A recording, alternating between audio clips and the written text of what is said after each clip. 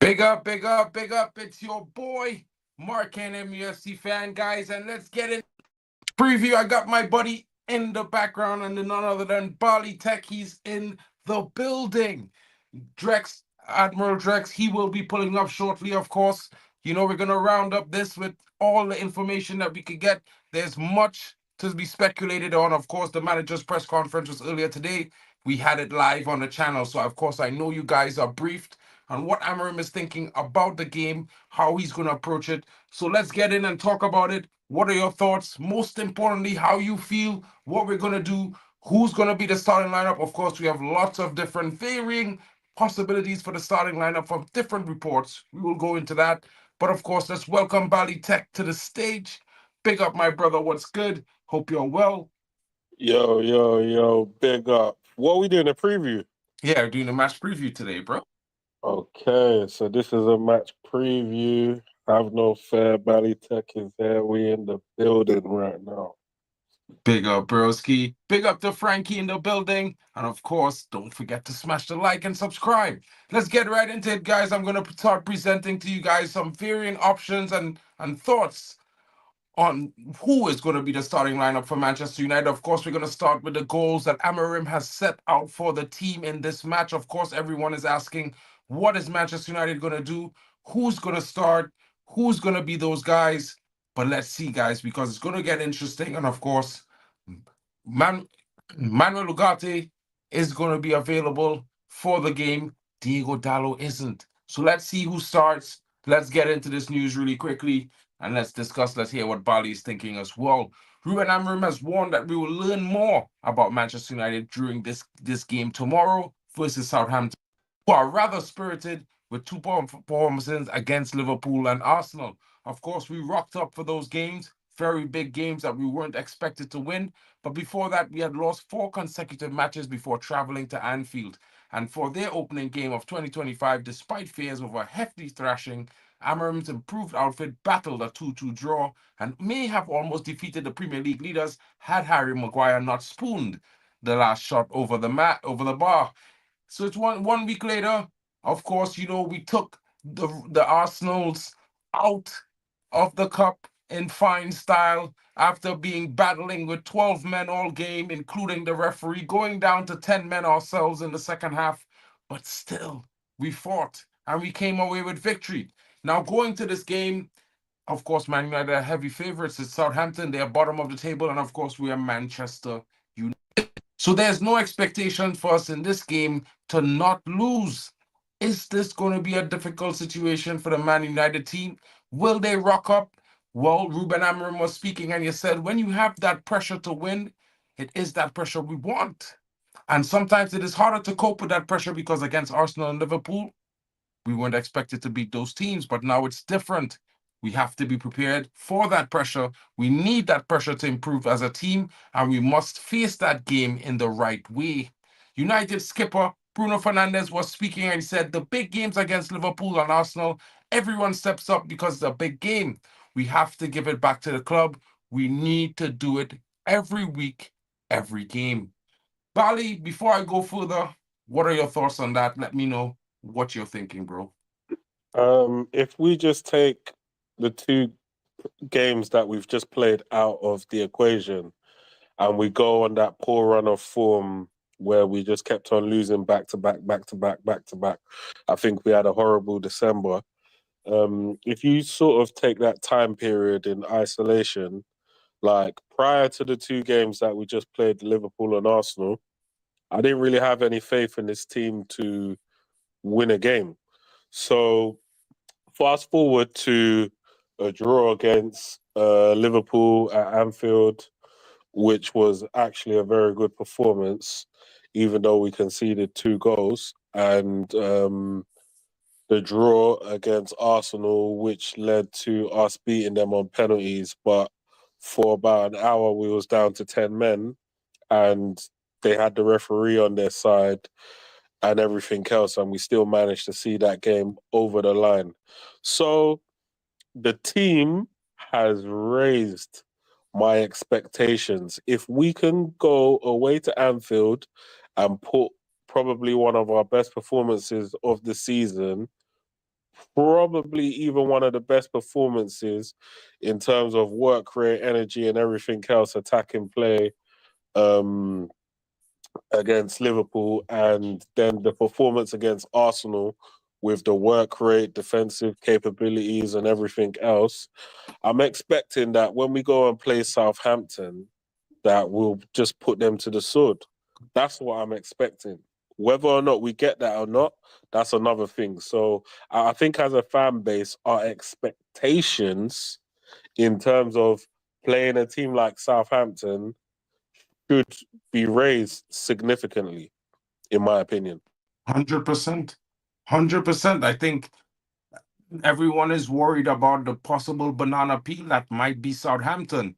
But for me, I'm always gonna stay extra positive. I can't do it any other way. It's just how I'm built when it comes to Man United.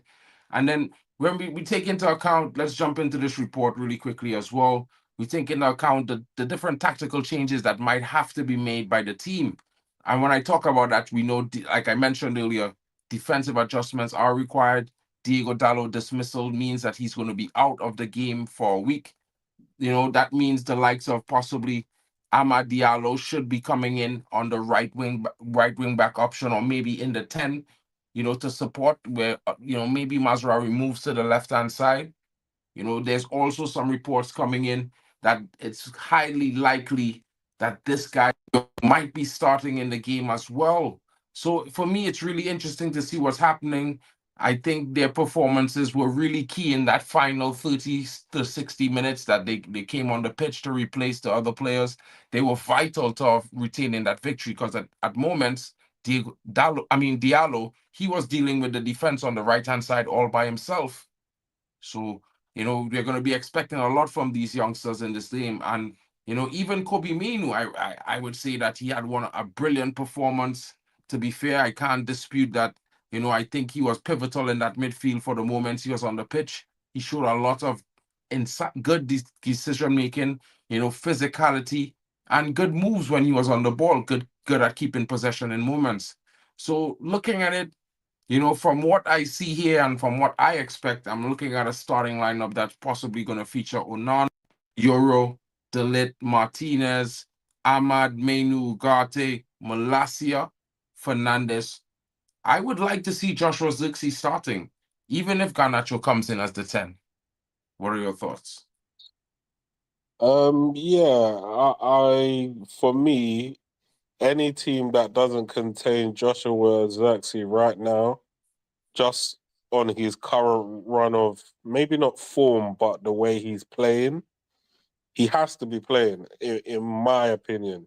He has to be playing. He gives a bit more to the team than what Rasmus is doing. He can pick up the ball, he can hold up play, he can play players in. And I think that's much more than what Rasmus is offering us right now. So I think Rasmus is.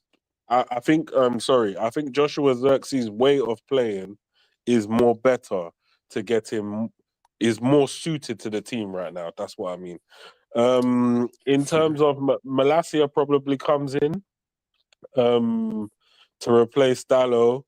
Mazmawi probably goes to right wing back, and then Euro probably comes in, and obviously you want to keep the likes of Maguire ticking over because he had a good game. You want to keep the likes of the Lit ticking over because he also had a good game. Like some people still want Bayunda in goal. I actually don't mind it if he starts in goal, but we all know that Onana's going to come back into the team. 100%. Um, in terms of the 10 role, like I want to see Bruno there and I want to see Ahmad there. But we can play around. I would actually like to see Collier play as well. Um, so yeah, even if Mainu plays in the 10, I don't mind it. If Ahmad goes to right wing back to replace Dallo, I don't mind it. But I like to see Collier play. I like to see Ugarte play as well. So I don't even mind, even if we experiment with Kobe in the 10. I don't mind that either. So the manager's got options. He's got a selection headache. Let's be real, because at the end of the day, the team played quite well for the last couple of games. You've got enforced suspension due to the red card, and some players' fitness levels, we don't know where they're at. So we'll see what's going on, really. Well, yeah, and I think while there's also some reports coming out right now, guys, and you see Ahmad Diallo is center stage, and of course, honestly, we want to see Ahmad starting in this game. We've seen his contribution, but there are some reports that he might be carrying a knock and may miss this game due to that knock. Has not been focused on by the manager, but he has been observing him in training this week. There are reports that Ahmad has picked up a knock. He was carrying that knock in that game against Arsenal. This is why he came on as a substitute. And maybe he just might come on as a substitute again in this game against Southampton. He might be given some rest to recover. And if that is the situation, I don't know if you might be upset with me, but why not give this guy a chance in that right wing back position or in the left wing back position? I mean, I know there are reports that, lots of clubs are interested in trying to get him on loan or whatnot, but the case is he's here right now. We have issues in the team where, we need some players to have some rest. And we've seen some good performances from him when he came on to the right wing back role in the 3 games he did come on in second half situations. Um, I, I think he may not play. And it's not because I don't want him to play. I think it might be more to do with if he doesn't play, the writing's really on the wall about what his future is in regards to the January transfer window. Obviously, there's a lot of reports that a lot of clubs are interested in him. And what's the point of playing him in a game, getting him injured, and then all the teams withdraw whatever they wanted to do? So at the end of the day, we just have to see if the manager is willing. If the manager plays him, then maybe there's a chance that the manager's not unwilling to let him go. But if the manager doesn't play him, doesn't give him any minutes, doesn't even give him even 10, 15 minutes, then I just think maybe the manager's trying to get rid of him. My only thing is obviously reports are coming out that Napoli is looking very strong in terms of getting Garnacho. So if Napoli get Garnacho, and so what does that mean? We keep Rashford, or if Rashford also goes as well, and then we also get rid of Anthony, then how many attackers are we going to bring in January? So I don't know whether it's, we're going to give all these chances to youngsters and maybe bring one attacker in, or whether I doubt it that we're going to bring 3 attackers in January. So again, we'll have to see what the manager's thoughts are, or if they're going to bring someone from the youth academy, but they're just waiting for some players to make space and whatnot, which I wouldn't be mad at, because like we're bursting at the seams down there. We've got a lot of good youngsters that are itching to come into the team. Shea Lacey, Morehouse, uh, Brigimoff. Like there's players down there. Obi Martin. So there's players down there. Wheatley. What's the other guy's name that plays on the left? Oh There's shit. loads. I know you're talking about. There, Um, there's Scanlon as well. There's there's Matas. Gallon, yeah. There's There's loads of also them. this other guy who just recently come into the team. His name is Theo Cult or Theo Car. I can't remember Yeah, his pronunciation, but there's it's also Thiel something something. He is interesting, Ethan Ennis down there as well. So of there's a lot course. of players down there, and these guys, they'll be itching for 10, 15 minutes every now and then. So I mean, we'll see what we're gonna really do. If not, some of these players deserve to go on loan anyway. So even if they don't play, some of them can go out on loan as well. So we'll see what we do. Um, I've had a brief look at the Nene guy. He does look decent. A lot of people who've analysed him have said he's raw. So you already know my stance on this. Yeah, of I course. don't mind. I don't mind signing a raw player as long as you don't tell him he's the guy. As Exactly. long as there's a guy who's the guy that he can look at and say, okay, if I want to get into the team, I have to play like him or play better than him. So that I mean, that's what I want for Manchester United. All this running a crash and whatnot, and buying a player to develop him in the starting lineup. I don't think that makes any sense. I think where we are in terms of our life cycle, we're currently in 13th or 14th place. Big This up, type GD. of pardon. No, my bad, bro. Continue. Yeah, this type of positioning, in my opinion, it can't continue. Like we need to be at bare minimum right now in the top four. I'm not hearing top six, top 10. I'm not hearing that. This is Manchester United. Yeah.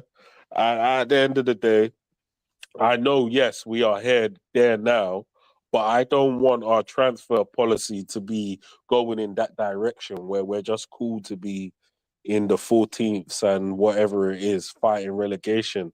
I want our transfer window to be going in the direction of we are fighting for the top prizes.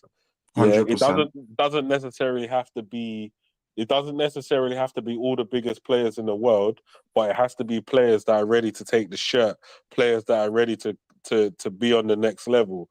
And rather than saying, and then the only form of grace that we will be giving these players, if even if they don't hit the ground running, it will be, oh yeah, they've just come to England for the first time. They're just adapting to life in Manchester, and we just need to give them time to bed in. But other than that, we expect big things. Simple. Interesting. Interesting.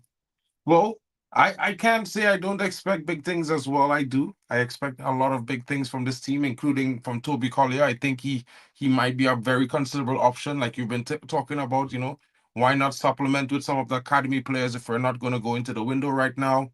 It's definitely something that we need to be looking at. So, from that perspective, guys, I realistically think that it's something that we must be looking at. Of course, I just drop this in there because everyone, you must see what I'm talking about. Greatest Premier League forward, Cristiano Ronaldo. And the reason why I bring this up is because when we talk about bringing in some of the youngsters, you know, this is the level that we would like them to attain at some point. We have to support them as well, of course. I have a liking to the young player that we were talking about earlier, and I think that maybe it would be interesting to bring in that young raw talent, but hopefully he's not the starting guy. Maybe we get someone who's more experienced to come into the game and do their thing, and he comes in like 10, 20 minutes at the end of the game and does a job. I think that's going to be very interesting to work on. It will be good to see. So I'm looking forward to that. According to the news right now, there's lots of report that Marcus Rashford could be on his way to either Barcelona or possibly in the next coming hours. There's some reports that Barcelona has identified him as a player they would love to bring in. And of course, we know Barcelona is going through financial crisis, but somehow they just keep signing players. So this is one of those times where, contrary to expectations, I actually hope that they could keep signing players. To be honest, there's requirements that they would have to either spend 6.5 million euros in order to pay his wages for the next 6 months. He would arrive with a loan of 40 million with an option back to buy. So the loan would be 40 million obligation option to buy, but the loan fee would be 6.5 million. So but would then have to reduce his net year per wages to 12 million euros because it's considerably higher at this moment. It's somewhere around million. So it's going to be interesting to see if this deal materializes. The reason why I say that is because I think Hansi Flick is a huge fan of Marcus Rashford, and yeah, one of those things that I feel like the culture is changing at the club. And while I would like to see him back at his best, I just think that he's had his chance. He's had many chances. And just like Anthony, the writing might be on the wall after just 2 seasons. It's been 10 for this guy. You know what I mean? And not 10 of the best. There's been a lot of inconsistency over multiple seasons. So maybe it's going to be interesting to see how it goes. But we do have the game against Southampton. I see our number one Arsenal fan. Who is this? Number one Arsenal fan. Yo, big up, guys. What are you doing? How you doing? And where were you when we were facing Arsenal, bro? But I believe that game don't matter. How it don't matter, man. Well, it doesn't matter. We have bigger fish to fry. Big up Admiral Drex in the building. What are you saying? What are you saying? Chilling, my bro. So, your thoughts so far? I'm not too sure if you catch most of what we were talking about, but basically, First of all, let me just say why because that was the most recent one I heard about the Rashford thing. Enough of this Rashford talk. Get the man gone. If it's like both sides of the coin want to make a case, bro. I don't care what case anybody wants to make. One side said, "Oh, people say it's crap. Big clubs are coming for him. Big clubs are coming for him, but nobody's putting the cash down. We all know why. The wages. We could say the wages. Some people could go as far as saying his attitude, right? But for me, enough of this thing. Just get the man gone. If it's not going to go this January, then so be it. If you don't want to use him for the rest of the season, so be it. He sits on the bench. He's not the first person that will get paid for not doing his job. If that's what he wants to do, he should do it. If it's really, really important and he really cares about the 2026 World Cup, like everybody's making it to look like, right? Then he would settle down and either take a pay cut or put his head on the ground and walk his ass out to actually get back into the playing team. Whatever the case may be, this Rashford thing needs to end as like yesterday.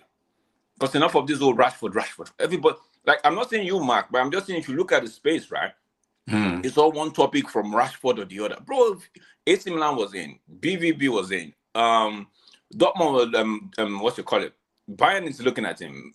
Barcelona all of a sudden. The next thing we hear, Monaco.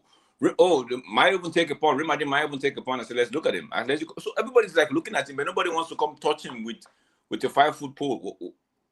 Do the damn business. If your PRO is that good, right, then let them do something for you. All of this talk, like it's a case of like what to do, more do, the black man said. Cho, show working, Bob. Not enough of cho, show us working and move on. Big up to you, Drex. I see Darko is coming in. What did you mean 100% when he said we all know Nana will come back in the team? Isn't it football logically that Bayern there should start? No, I disagree with that, bro. Bayern there had a very good game. And while he had a very good game, Onana didn't have exactly the worst game against Liverpool the week before, if you understand. So likely, as the first option goalkeeper, he would be the guy to start. And I'm saying that because realistically, it's one of those situations where I would love buying there to get some more game time consistently, but I also have to look at the fact that Onana did make some big saves in the game against Liverpool. So we kind of have to be fair on both sides. So one guy's going to have to earn it where it comes, and the other guy's going to have to keep up his performances. And I think that's the right situation we should be in as a club with the one and the number one and the number two. Now, whether Onana deserves to be the number one, I think his ability to play the ball out from the back, generally as a goalkeeper and experience, merits that. You know what I mean? I think Bayern there shows what he's capable of, and all he needs to do is continue doing so. And there will be a time, there's AFCON coming at some point again. There is a time when maybe, just maybe, Onana might have a down spell, and Bayern there comes in, and he gets a 5 to 10 game spell. There's actually not that much in it between them in terms of ability. I think the only thing where Onana shades it is his on the ball at his feet ability and his kicking. Other than that, Bayern and and they both saved penalty this season.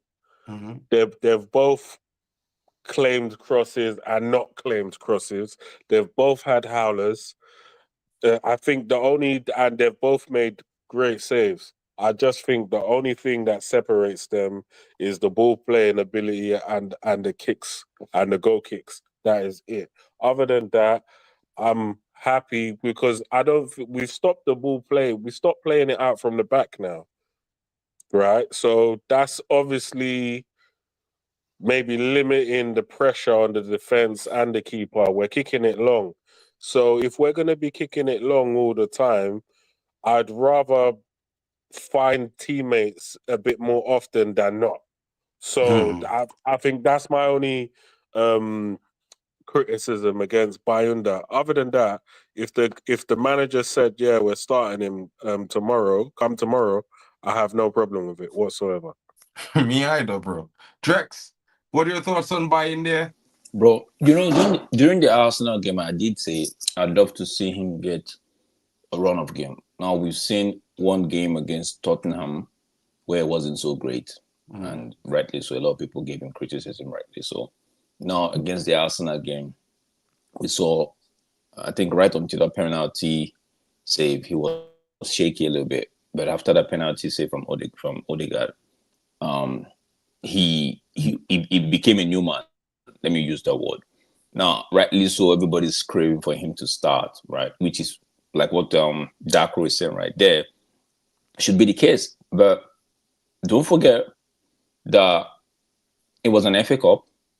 Don't forget the manager can decide to say, okay, by there henceforth going forward, you handle the FA Cup, right? Why Onana sticks with his with the Premier League. Don't forget Onana's been in the team with the Premier League side that has not been doing great recently. Although I knew we drew against Liverpool, right? But prior to that time, the result wasn't so great. So maybe the manager might just say, okay, Southampton might be a game where you get your confidence back. Let me see what those people was all about, right? Because don't forget, Exactly. I think in his press conference, it was like, tomorrow a Southampton game is more important because it wants to see something. There's something he's actually looking for, right? So maybe Onana is that part of that team that he wants to see, that's expecting something different from them. It wouldn't just be the Arsenals and the Liverpools that will be playing all around. So maybe he's looking, maybe my Onana might just be the Premier League goalkeeper, while Bayern there just stay with the cup. But like I said, and during the Arsenal game, and I still stand by it, I'd love to see Bayern there get 5 run-up game, at least 5. We have Southampton. I don't think we should be losing that game. Then we have I think we have Brighton, if I'm not mistaken. Then we have a couple of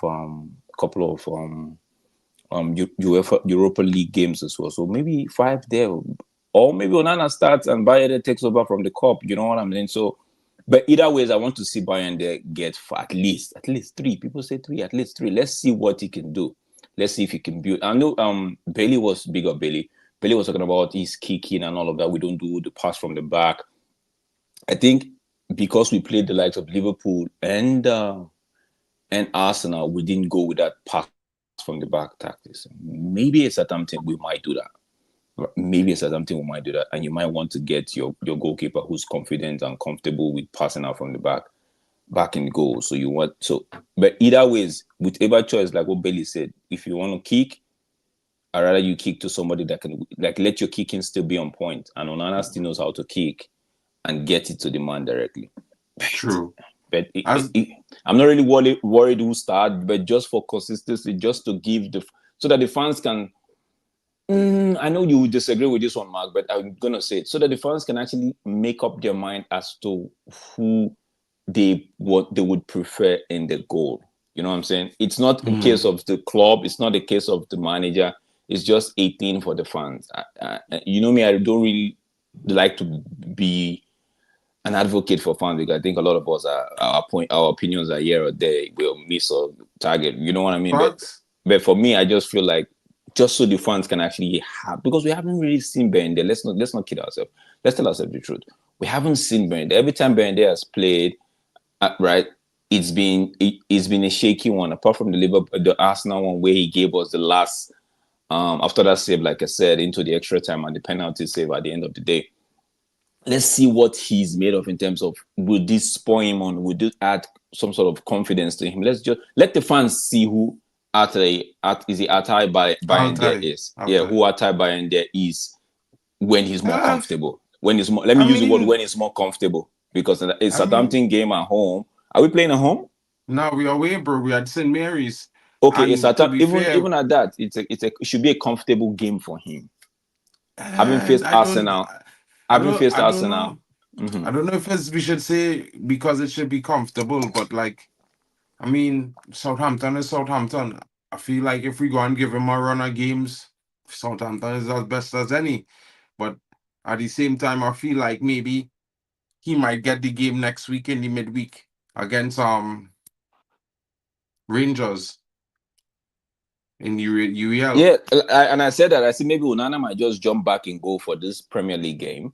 Then when we get back into the Cup, be it the Europa League or the FA Cup, Bayern them might just be like, you know what? I know I'm not going to be getting Premier League, boss, but can you just give me this? Let me just take this over. You know what I'm saying?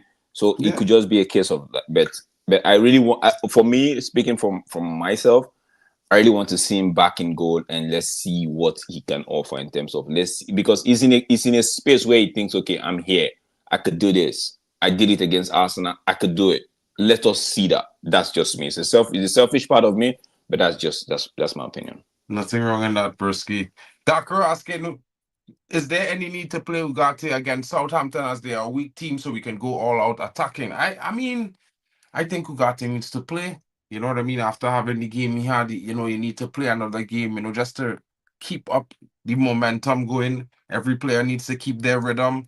And to be the main man in the defensive midfield, he needs to be main man minutes. So I would start him. Maybe Collier comes in on the left wing back role, or maybe an option is Anthony, if depending on how stuff is going.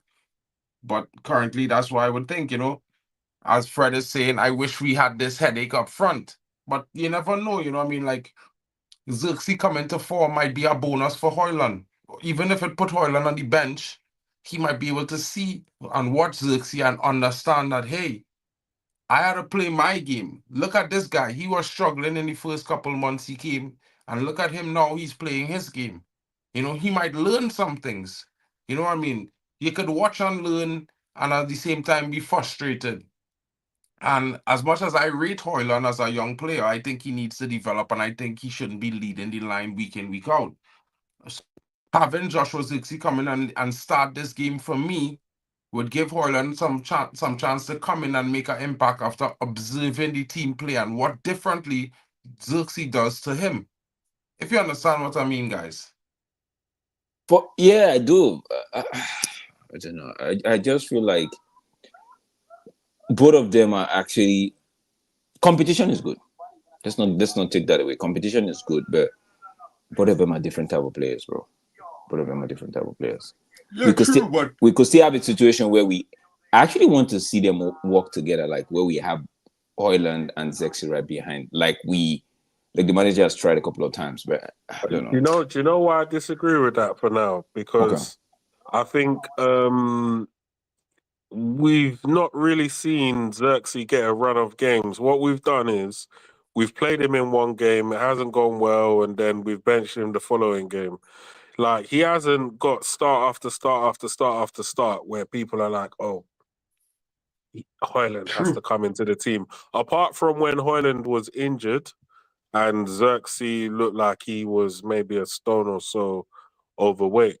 But now we actually need to see how a fitter version of Xerxes starts in this team and what he can do. Because if we're not willing to give him a chance, we might as well just use him up until the summer and then get rid of him. But in my opinion, Serie A Player of the Year, he should be starting.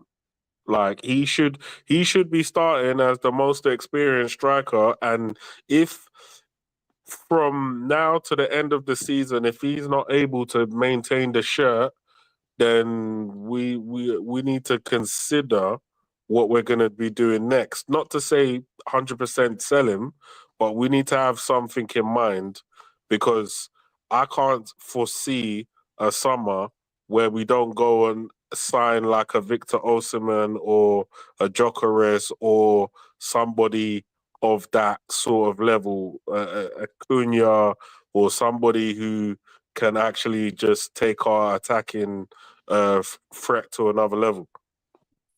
Facts. I agree with you, though. I I have agree. to agree with that as well.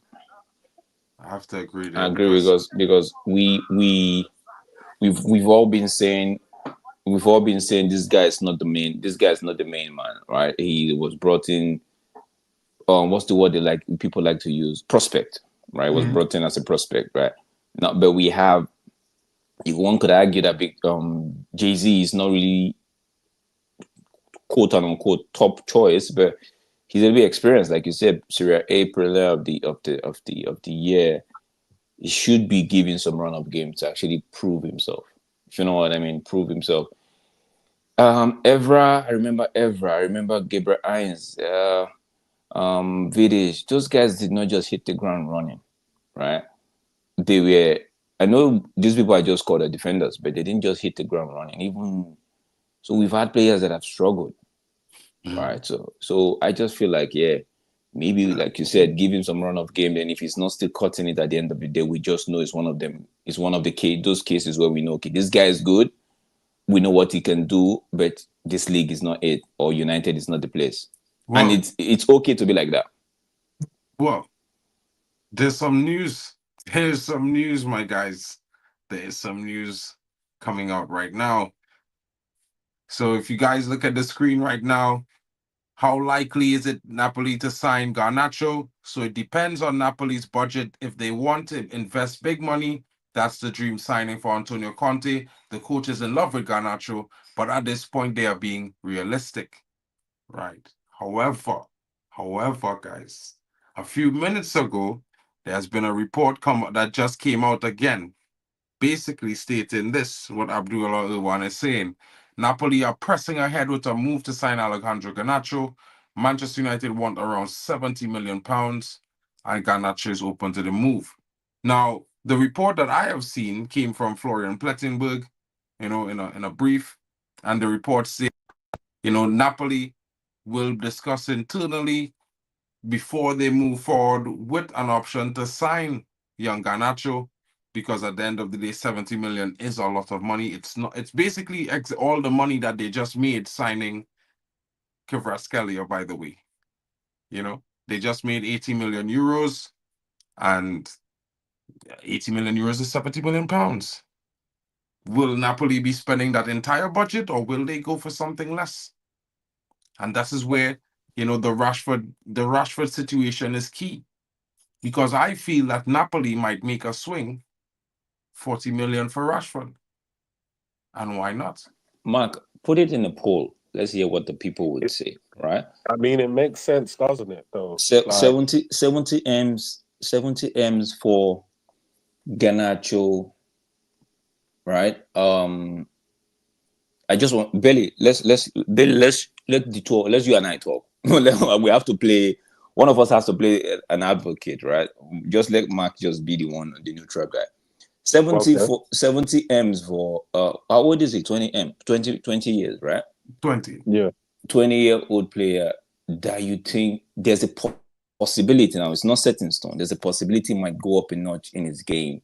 Then there's another possibility that he might just be this might just be what we'll see. The only thing that might just improve might be output, a little bit of output. But other than that, it might not break forth more than what we are seeing. The difference, what he might add might just be a little bit, Would you take 70 M's now for a 20-year-old, or you want to see what you could get in 2 years' time? I think for me, if I was Napoli, I would be going with Rashford. Rashford's cheaper. Okay, yes, his wages might be a bit more, but if he can negotiate some form of pay cut, then I'd rather take Rashford, because I just believe that Rashford is a better player than Garnacho at this point in time. And in a slower league, Rashford can utilize his pace, utilize his strength, he can utilize his experience, and I believe that Rashford can actually be damaging to the Serie A defenders.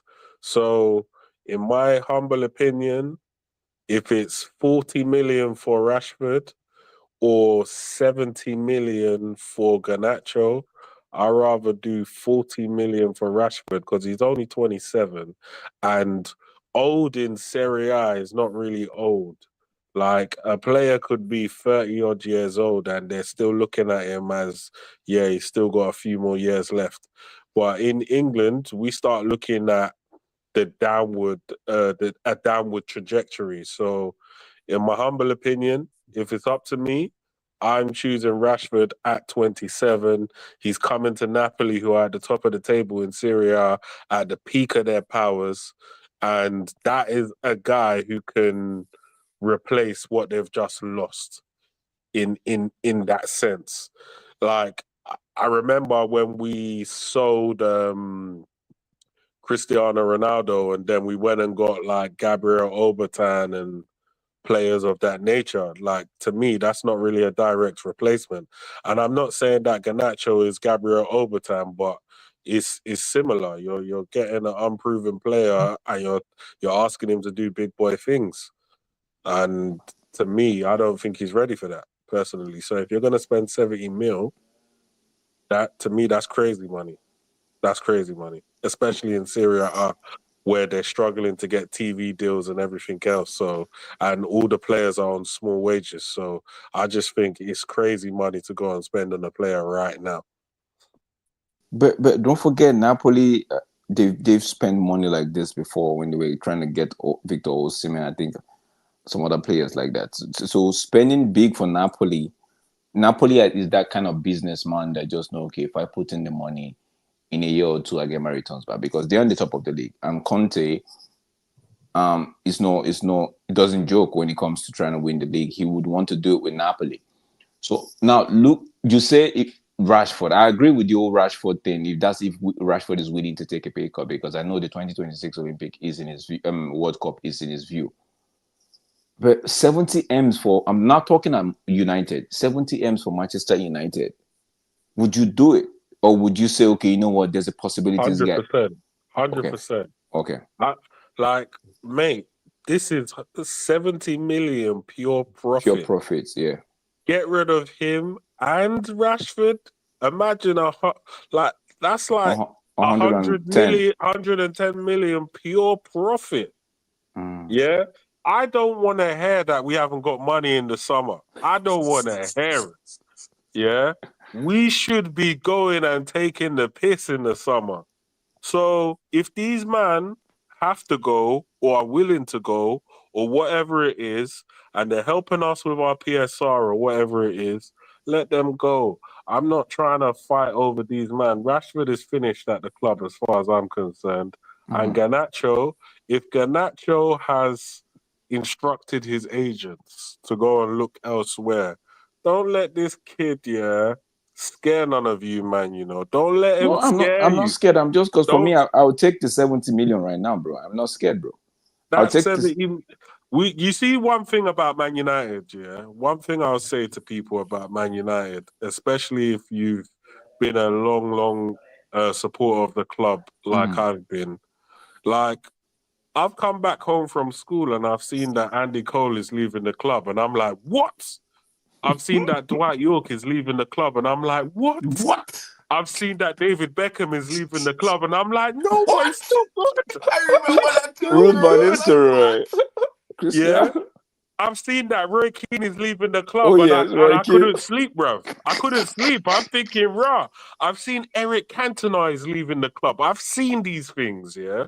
So when you're telling me that Garnacho is leaving and people are like, oh no, I'm like, bro. Bigger and badder players have left the club. Carlos Tevez. But Belly, you wouldn't use yourself to compare them because right now it's more of the quote unquote, no disrespect to anybody. I think it's more of the now fan, right? The people that actually joined, that subsidized supporting United maybe towards the late 2000 or 2020. You know what I'm saying? But it's just a case of, okay, a lot of people still have the sentiments to the youth setup. We can't be selling the youth team. They are the future of the club and what's not and what's not.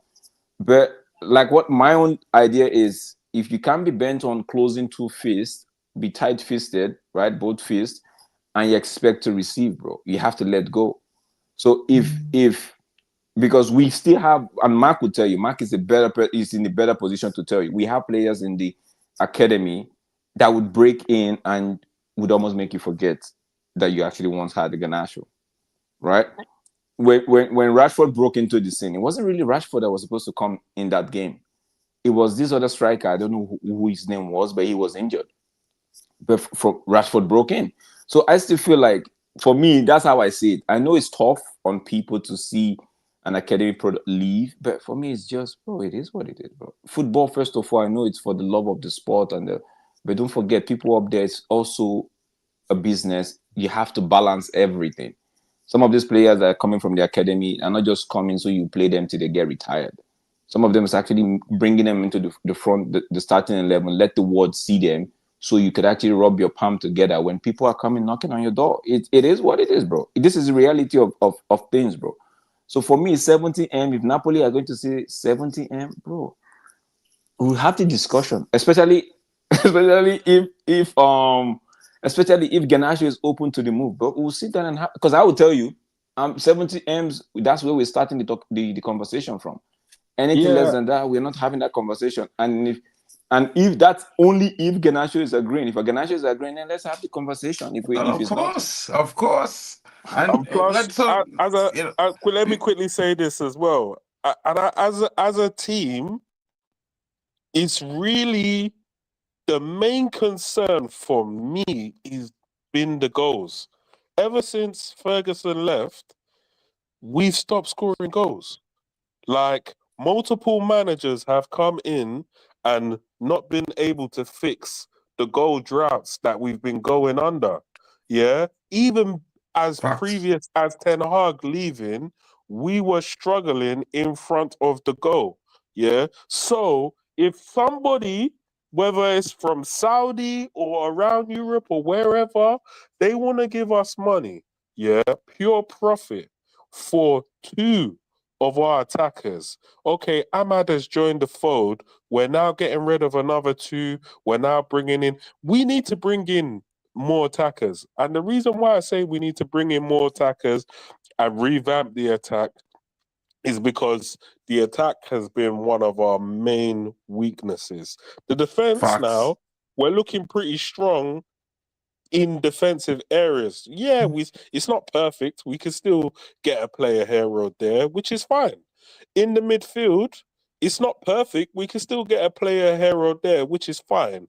But that attack, it stinks. It stinks every single game. I don't know where the goals are coming from. Every single game.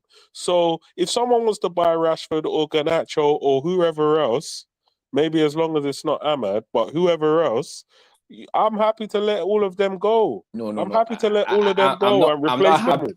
I'm not happy to let Maino go. Please Hold don't. on, hold No, on. I'm Let talking some about attacking neutrality players. come in Okay, here. attacking. Let Okay, some okay, neutrality come in here. okay. First of all, I Mm-hmm. agree with this guy right here.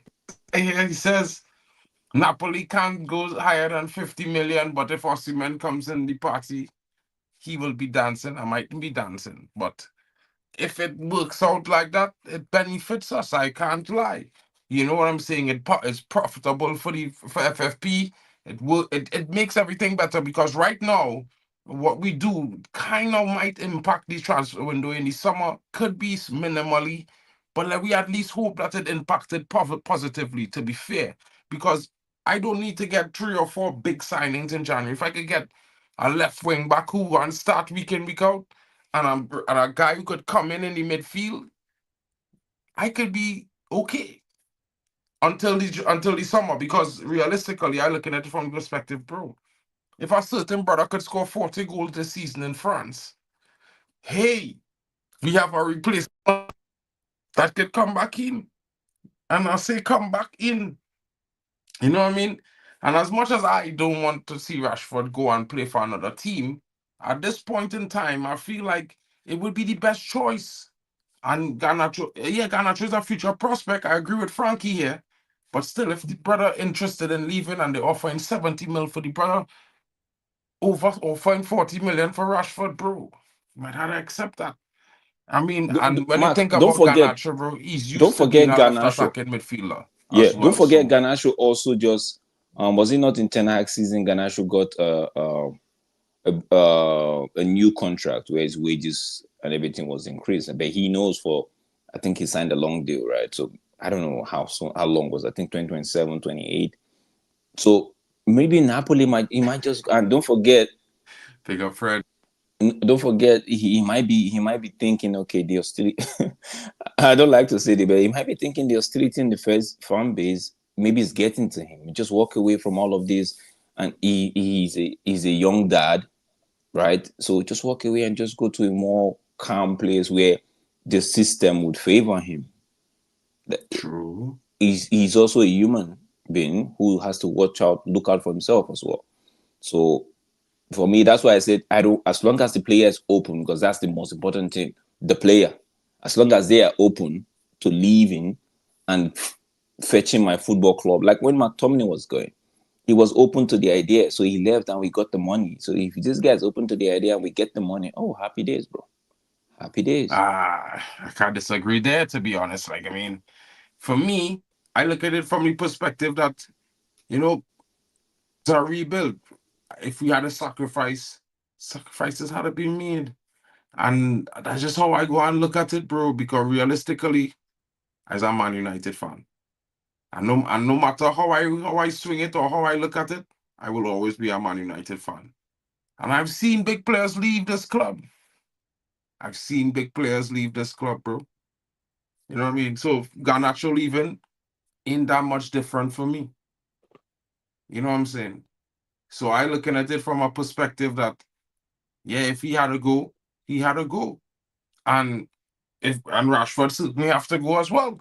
But my basic thing is if we make 70 million this summer or more, what we gonna do with it in this window? Because we definitely need to bring in someone.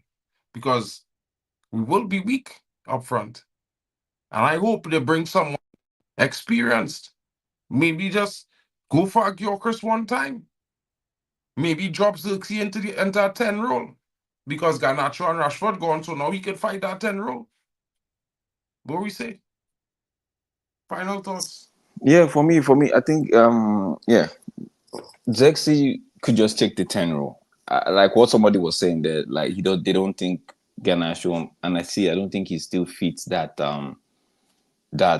10 position. He's more of a left winger kind of thing, right? So yeah, let him just, if he wants to go, if he's open to go, let him go. Zexi can play that role. Zexi can actually play the up front as well. So, but if we sell him for 70 M's, there's no excuse, like what Bailey was saying. I don't want to hear excuse, bro. I don't want to hear stories that, no, you're not putting that money into no debt, bro. Buy players.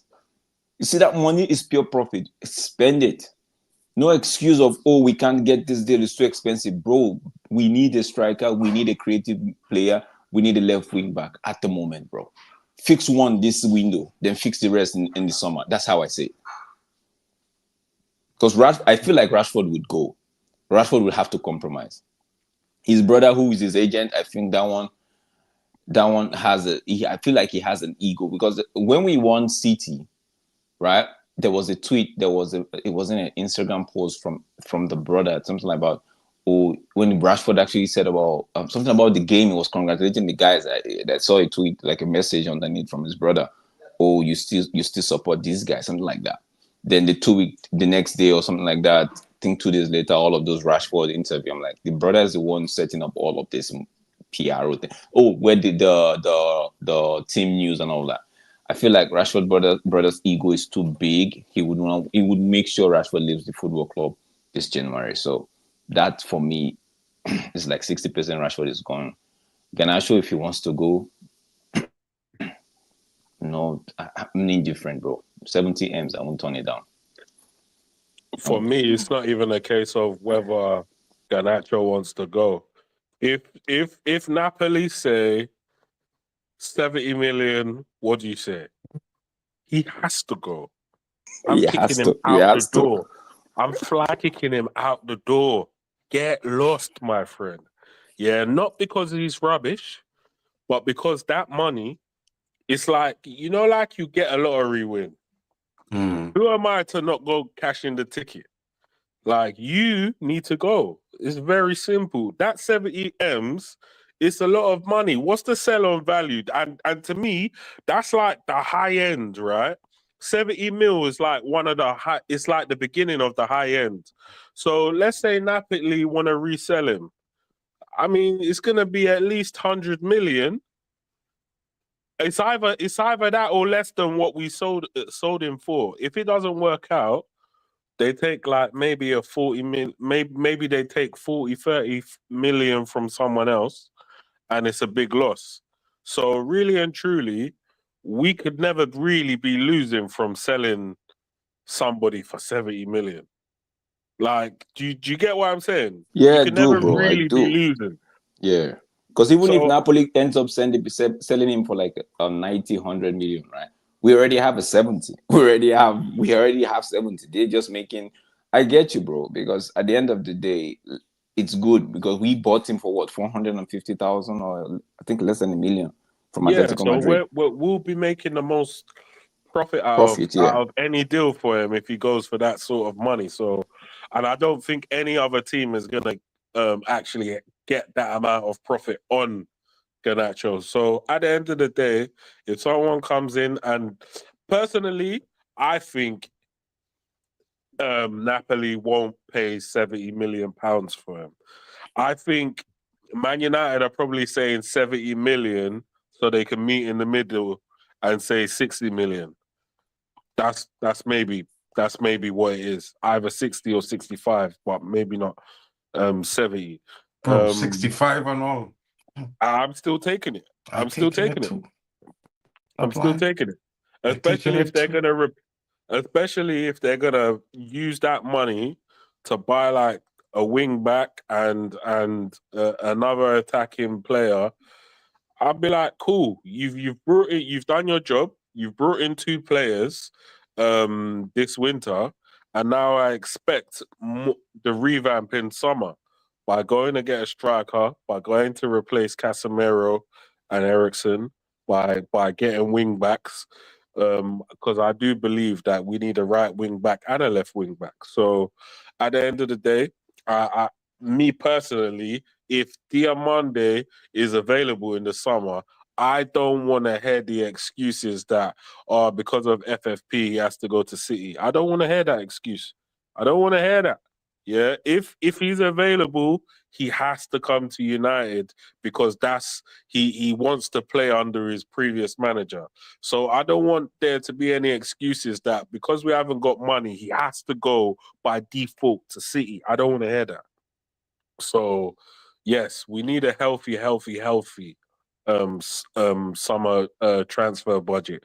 So I'm just any players listening right now to the stream. If you know that you're not in the manager's plans, or you know that you know your future is looking a bit bleak in Manchester, it's a bit cold.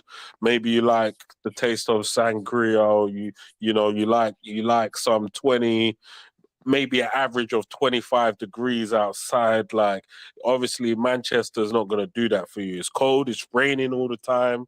And yeah, we just need to rebuild our squad. So you might need to bounce.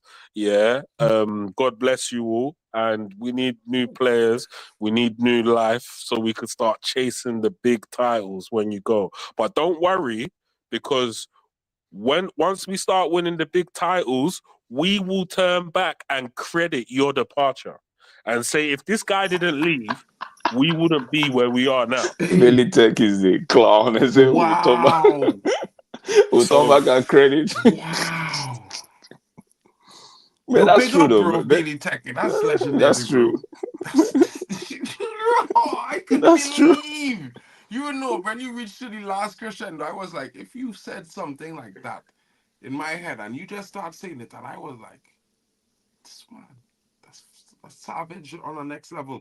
Drex, your final words, my brother. What are your thoughts? Bro, for me, it's a no-brainer. If they are coming, and United are saying, okay, for us to entertain this conversation, it's 70. And Napoli are saying, okay, you know what, we like what you're saying, but we're still gonna have a conversation either way. Let's see if we can get a better deal. You know how it is. United might even say maybe 90, maybe 70 cash, and all them out, whatever they do, right? But the conversation has to start from 70, and Napoli are confident or comfortable enough to entertain that conversation starting from 70. Then let's do it. But no, for me, it's no less than 60, bro, because we might as well just keep him. If you're saying 50, 55, just keep him. No less than 60. But we can actually still revisit it. But for me, it's pure profit. Less than $1 million we bought him. We're selling him not even up to, I think, not up to 4 years now, and we're already selling him this price. It's pure profit. Just take it and improve the squad, reinvest in the squad, and we're good to go, bro. We're good to go. That's my last say. I have to take a leap now, man. All right, bro. Big up. Guys, Big up, Billy. Big up. you know, I think I can't disagree more. We actually are playing at St. Mary's, Brian Cooper. The game is going to be at Southampton. We are away tomorrow. So, you know, I'm not too worried. Our away form have seemingly been a little bit better than our home form in recent times as well. You know, I have to say that in my honest opinion. And right now, Amorim requires a backing with a few players that will suit his playing style. That I also agree with. Big up to Abdullah Irwan in the building. And big up to my brother Fred the Red. He's got to catch up with some phone calls because he thinks he's getting an exclusive. Big up to Mr. B and big up to Ricardo Diaz in the building. I hope you are well. Diamade, I'm going to be without a team. He already knows we want to raid his team. But bro, I wouldn't lie. I like that brother. He's very, very interesting. But you know, if we get the likes of a Gonzalo Ignacio instead, I won't be too disappointed. I know my brother might not be as happy as I would be, but definitely any one of those two would definitely do us a prime job in the centre back area. Guys, this has been our presentation of the match preview for the Southampton Man United game at St. Mary's tomorrow. We'll be bringing you the watch along live right here on Mark and MUFC Fan. Come in, smash a like, join us, have your say. Let's enjoy the game together as usual. And guys, the road to 2K is here. I'm 470 something subscribers away. Come on, share it around, help your boy Markian, help the community grow. It's your place as much as it's mine. Let your voices be heard because without you guys, I wouldn't be here. So big up to you guys. Full evening, and we will be back again. Big up to Bali Tech for coming through, and big up to Admiral Drex and D Hub Sports. Big up, guys.